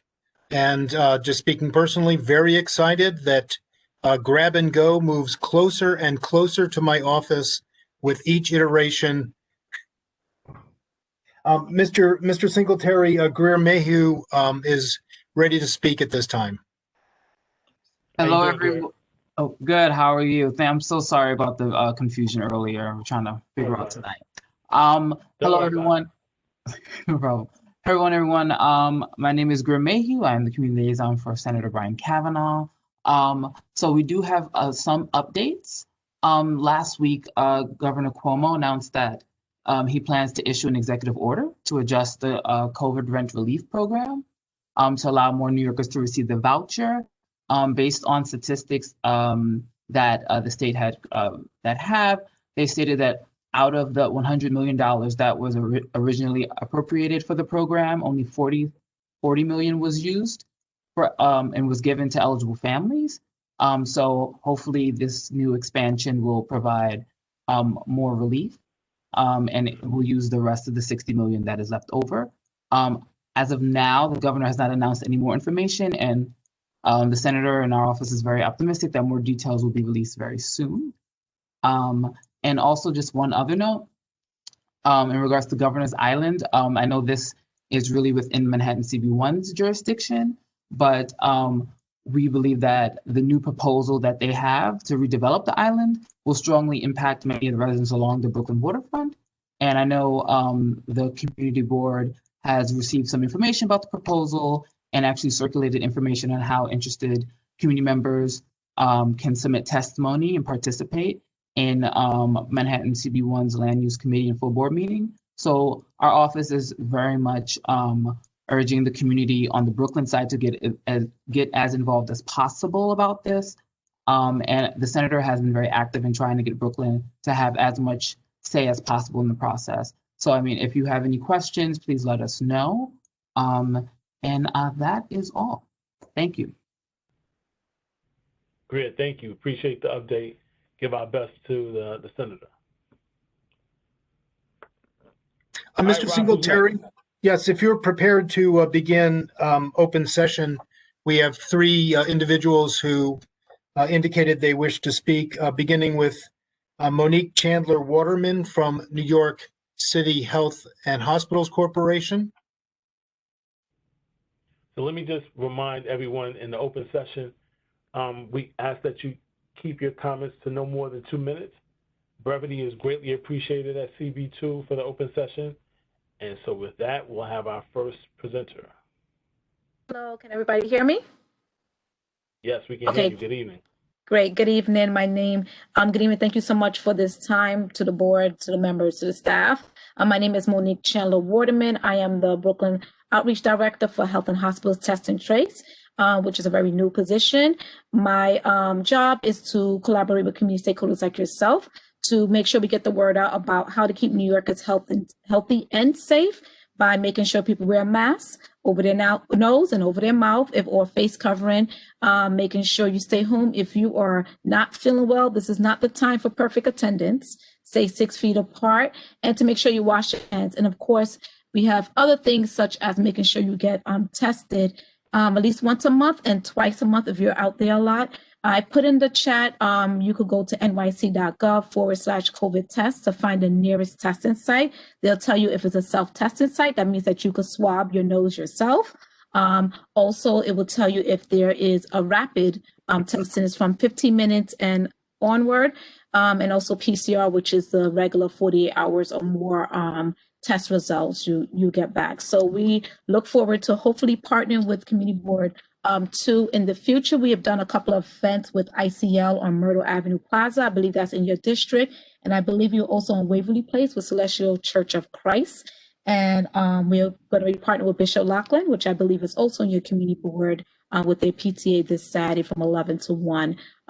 We make sure we distribute masks, and we also have COVID-19 prevention education palm cards to give out. So if you would like any way to partner or have ideas of how we could best outreach to your community, because you know best how to reach your community members, we will greatly appreciate it.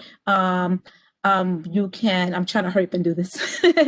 So I hope everybody have a happy holiday, and some safe tips for the holidays is please do not gather. Small gatherings in your house when you're at home, you get comfortable, you don't wear a mask, and the COVID-19 numbers, as we know, is going up. So we're asking if the person does not live in your house, please do not have them over for the holidays. We do not want the spread to continue going onward. We at over 5% positivity rate in New York City, and we want to bring that down.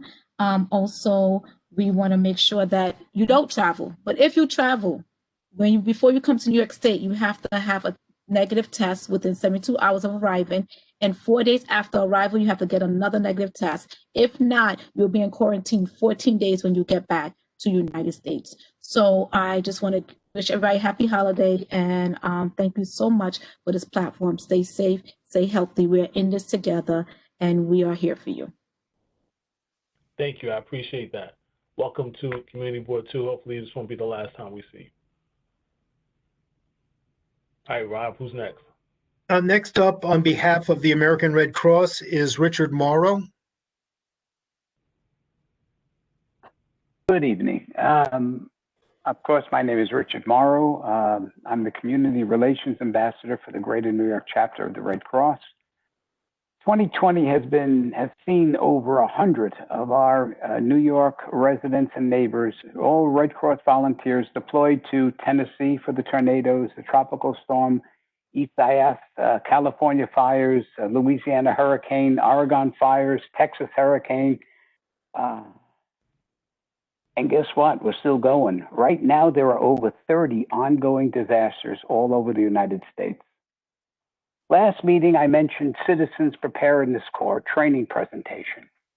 Tonight, much has been mentioned about Dumbo and the other vulnerable areas in our community. Now is a good time to review emergency procedures.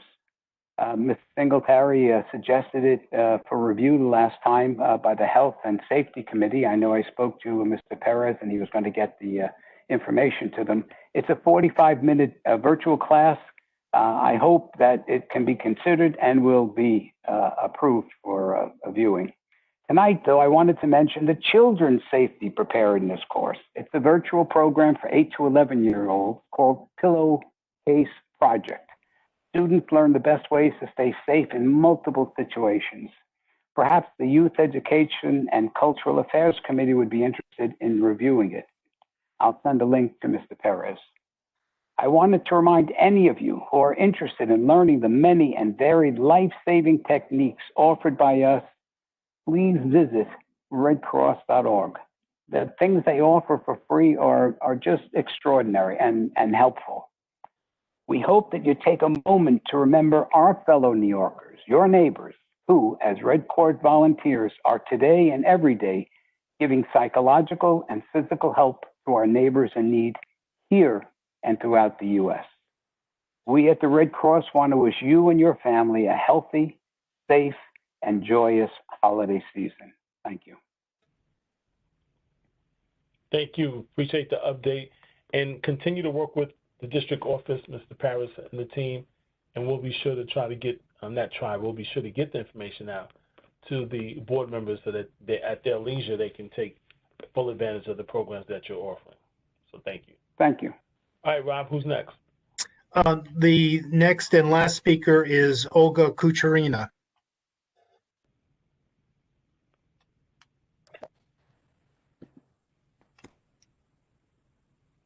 Me? Yeah. I'm coming from the CUNY School of Public Health. I wanted to speak 24 to 34% households experience food insecurity and rise as a result of the COVID-19. Olga, I'm sorry to interrupt. You're coming across a little choppy. Is it possible you might want to turn off your video and that may enhance the quality?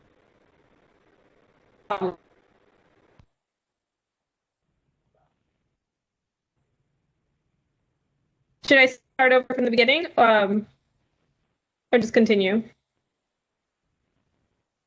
Okay. Yeah, you can start over, that's fine. Okay, thank you, sorry. Thank you and good evening, everyone. My name is Olga Kucherina and I am coming to you from the CUNY School of Public Health.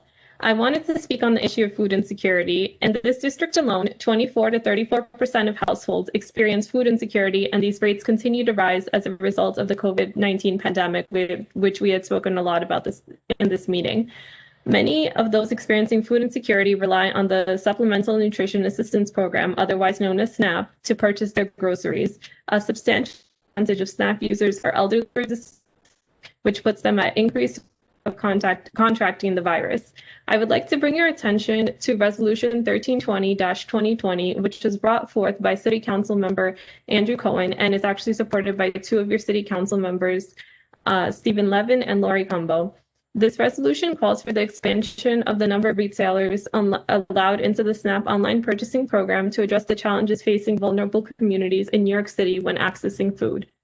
This program was originally introduced in 2019 with only 3 approved retailers in New York State, those being Walmart, Amazon, and Shopify, all very large corporations. However, due to the current online food shopping demand, SNAP users are having a very hard time ordering their groceries, and small businesses are not included in the program currently.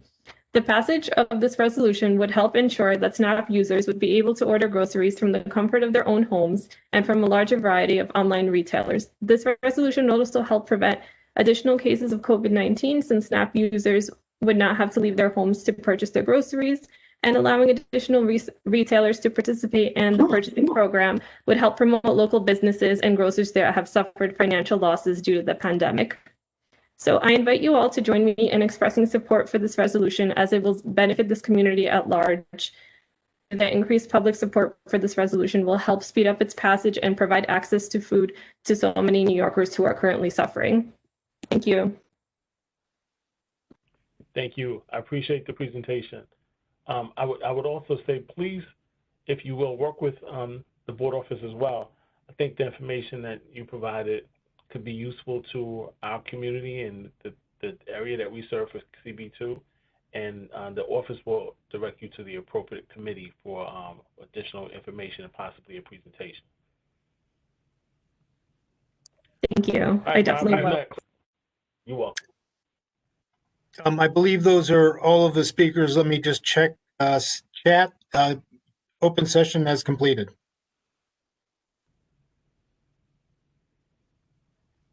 All right, great.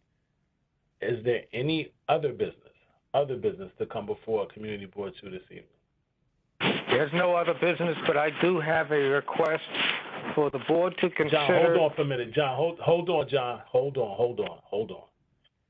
So are there any possible elected officials or representatives that we may have missed because you didn't have the opportunity, or you may not have been aware, to provide your information in the chat? If so, please unmute yourself and announce who you are and where you're representing, if you are an elected official or someone that we missed under our list of dignitaries, I should say.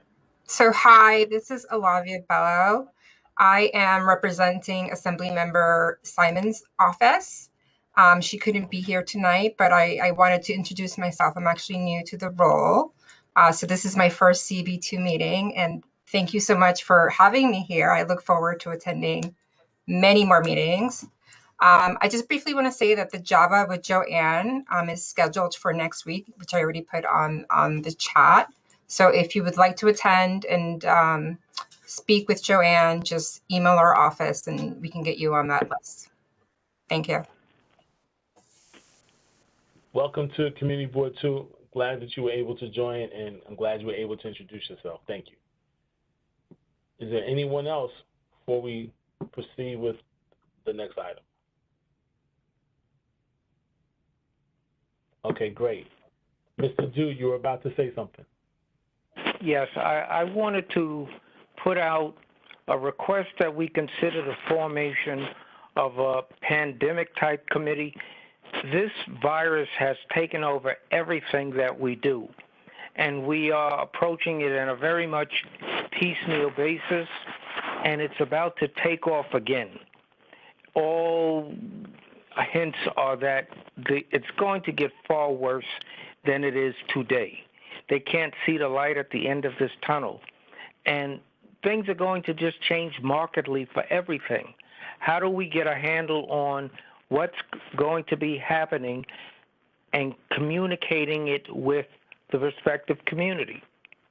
So that was the other issue. How can we get our messages out to the entire community in a better way, like a Twitter or some other kind of account that allows us to share all of this good information about homelessness and food and the like, and what to do in the event of a homeless person on the street, of which there are way many of them now.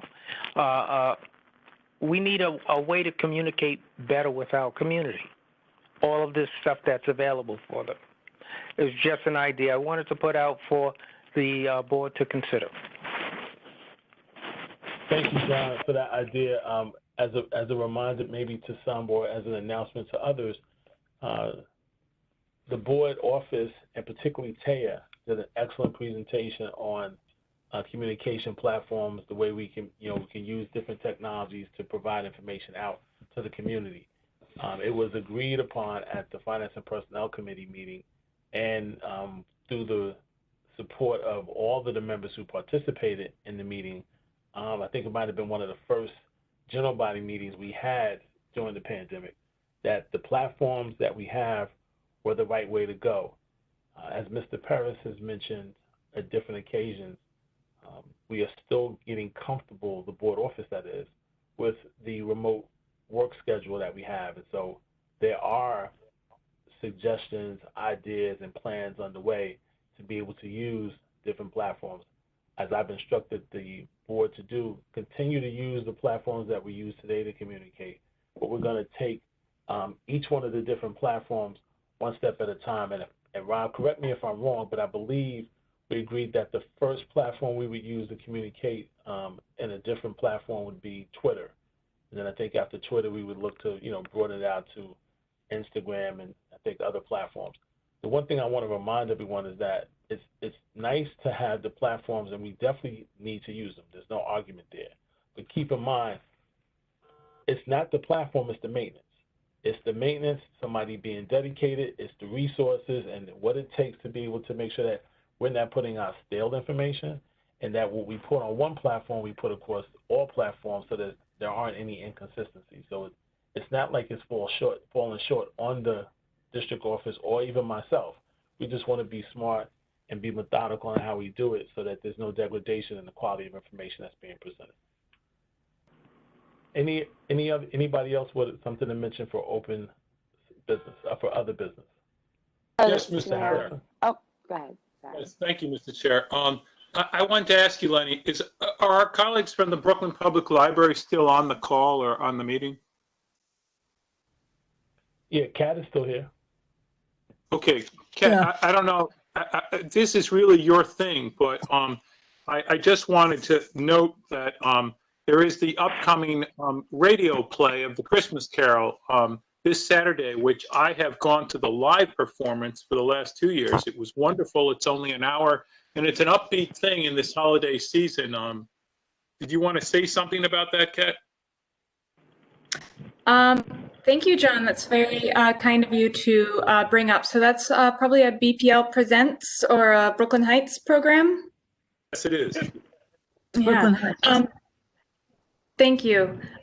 Yeah, I don't know. I can pull up that link and share it in the chat. I'd be more than happy to do that. And thank you again. Sure. It's this Saturday, and because of COVID, it's continues with Theater 2020 online, and there's a registration that I think one has to do, if not 48 hours in advance, at least 24 hours in advance. It's a wonderful production, and I look forward to attending again virtually this Saturday at 2. Thank you, Lenny. Sure. I'll just add, for those who may not have had the benefit of seeing Tracey Mantrone's face when John mentioned that, she lit up like she just opened up a Christmas gift. It was nice. Tracy, I think we can hear you now. So I know we bypassed you earlier, and because you've been a longtime friend of CB2, I wanted to give you the opportunity if there's something you wanted to share. No, thank you. I'm laughing because I remember last year John was talking about how wonderful the production is. I just put the link in the chat, and you should definitely take his advice and sign up and attend it. It really is a popular program. Thank you, and have a good holiday. You too. All right, great. Thank you. Anyone Mr. else? Chair, may I speak? Hello? I'm sorry. Who was that? This is Sam. Hi. Hi, this is Sam Johnson. So I just wanted to see if there was a recommendation to the board to possibly reach out to some local mutual aid groups that are doing work in our district and community board too. If we haven't already spoken to a few, I think it would be very enlightening to know what is currently going on the ground, and also what we're hearing from community members in regards to food insecurity. Yeah, so I know that there have been we've had at different times discussions about food insecurity. I definitely want to thank Betty Fibush for being the voice on the board about that. Betty has connected us with other organizations. Betty has really had a personal passion for having community boards to address that. And if I'm not mistaken, there have been different invitations that Betty has extended to members to come to the Youth Education and Culture Affairs Committee. And she's also been very active in providing that information to the board office so that we can have those presentations, which some have taken place before the Health, Environment, and Social Service Committee. So without going into a lengthier response, it is something that is top of mind. And I appreciate you for reminding us and keeping that at the top of our thoughts. I would strongly recommend that if there are specific questions that you have, that you reach out to the board office, and let's see how we can perhaps get you connected with Betty and Brendan Smith, because those are the two individuals on the board that have risen head and above shoulders versus others, while we all have the same concern for that cause. Lenny? Yes. For people who are using paratransit as well as eHealth for accessible customers, that will be free until further notice. And they're also doing a lot of improvements with trying to put in elevators at certain stations. That's also trying to go through MPA as well. So that those projects are still going on as we speak right now. Victor, thank you for that information. Have you communicated or shared that information with the board office? I can't. I've been too busy running around. Yeah, if you would you please send that to the office so that we can get it out to the broader community and share that with the members of the community board. And let me also say, I'm glad you were able to join, and I want to thank you for being the voice that always gives us the information and make sure that we're inclusive of all the people that we represent in community board too. So thank you. Anybody else? So listen, thank you, everyone. I appreciate you participating this evening. Thank you for the vote of confidence by reelecting the Executive Officer of Community Board 2. Happy holidays. Be safe. Wear masks, social distance. And at this point, I'll entertain a motion to adjourn. So moved, Mr. Chair. Second. Thank you. Thank you. Be safe, everyone. Take care. Safe, everyone, and a happy holiday to all.